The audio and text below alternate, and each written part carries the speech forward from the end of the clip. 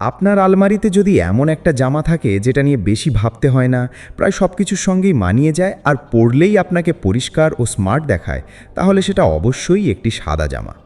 সাদা জামাকে অনেকেই খুব সাধারণ একটা পোশাক মনে করেন, কিন্তু আসলে একটি ভালো সাদা জামা আপনার পুরো পোশাকের কালেকশনকে অনেক বেশি ব্যবহারযোগ্য করে তুলতে পারে। কারণ সাদা রঙের সবচেয়ে বড় সুবিধা হলো এর সঙ্গে অন্য কোনো রং মিলিয়ে নেওয়া নিয়ে প্রায় কখনোই চিন্তা করতে হয় না।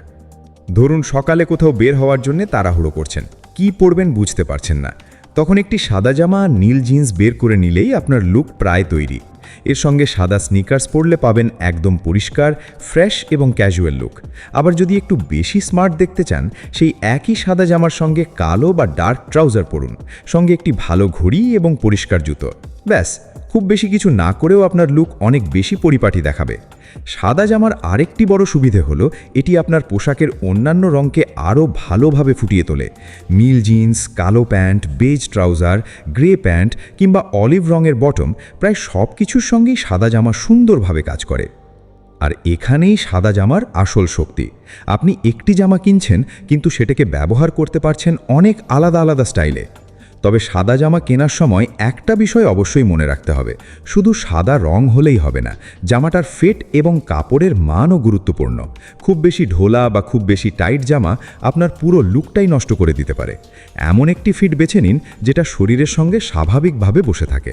কাপড়ের ক্ষেত্রেও এমন কিছু বেছে নেওয়া ভালো যেটা পরলে খুব পাতলা বা অস্বস্তিকর মনে হয় না, কারণ সাদা রঙে কাপড়ের মান এবং ফিনিশিং অনেক বেশি চোখে পড়ে।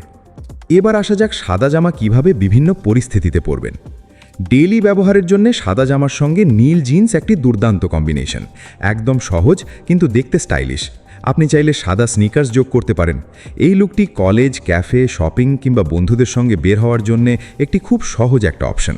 আর যদি একটু প্রিমিয়াম বা পরিণত লুক চান, সাদা জামার সঙ্গে কালো বা ডার্ক ট্রাউজার ব্যবহার করুন। এখানে জুতোর রং কালো বা ব্রাউন হলে পুরো লুক আরও ব্যালেন্সড দেখাবে। গরমের সময়ও সাদা জামা অত্যন্ত কার্যকর। সাদা রং দেখতে ফ্রেশ লাগে এবং হালকা রঙের প্যান্টের সঙ্গে এটি একটি পরিষ্কার সামার লুক তৈরি করতে পারে। বেজ, ক্রিম বা লাইট গ্রে প্যান্টের সঙ্গে সাদা জামা পরলে খুব সাধারণ পোশাকও অনেক বেশি এলিগেন্ট দেখাতে পারে। আর যদি আপনি মিনিমাল স্টাইল পছন্দ করেন, তাহলে সাদা জামার সঙ্গে খুব বেশি অ্যাক্সেসরিজ ব্যবহার করার দরকার নেই।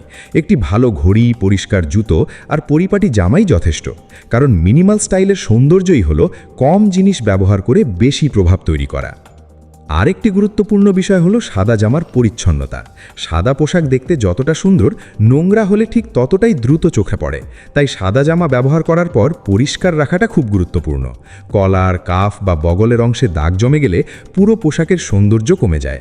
আপনি যদি এমন একটি পোশাক চান যেটা একদিন খুব ক্যাজুয়াল আবার অন্যদিন একটু স্মার্ট, দুভাবেই ব্যবহার করতে পারবেন, তাহলে সাদা জামা সেই তালিকার একদম উপরের দিকে থাকা উচিত। এমনকি আপনার আলমারিতে অনেক দামি পোশাক থাকলেও একটি ভালো সাদা জামার প্রয়োজন শেষ হবে না। কারণ ট্রেন্ড বদলায়, ফ্যাশন বদলায়, রঙের জনপ্রিয়তা বদলায়, কিন্তু সাদা জামার ব্যবহারিক মূল্য খুব সহজে বদলায় না। আর সবচেয়ে ভালো বিষয় হলো, সাদা জামা আপনাকে জোর করে কোনো নির্দিষ্ট স্টাইল অনুসরণ করতে বাধ্য করে না। আপনি চাইলে এটাকে একদম সিম্পল রাখতে পারেন, চাইলে লেয়ারিং করতে পারেন, চাইলে জ্যাকেটের নিচে পরতে পারেন, আবার চাইলে শুধু জিন্সের সঙ্গে পরেও দারুণ দেখতে পারেন। তাই আলমারি সাজানোর সময় শুধু নতুন নতুন ডিজাইনের পেছনে না ছুটে কিছু বেসিক পোশাকও রাখা উচিত। আর সেই বেসিক পোশাকগুলোর মধ্যে একটি ভালো সাদা জামা থাকা প্রায় বাধ্যতামূলক। কারণ একটা সাদা জামা শুধু আরেকটা জামা নয়, এটা এমন একটি পোশাক যেটা আপনার অনেক পুরনো প্যান্টকে নতুনভাবে ব্যবহার করার সুযোগ দেয়, অনেক কম্বিনেশন তৈরি করে এবং খুব কম পরিশ্রমে আপনাকে পরিপাটি দেখাতে সাহায্য করে। আপনার আলমারিতে যদি এখনও একটি ভালো সাদা জামা না থাকে, তাহলে পরের বার জামা কেনার সময় এটাকে অবশ্যই আপনার তালিকায় রাখুন। হয়তো দেখতে সবচেয়ে সাধারণ জামাই হবে, কিন্তু ব্যবহার করার পর বুঝবেন এই সাধারণ জামাটাই আপনার সবচেয়ে বেশি কাজে লাগছে।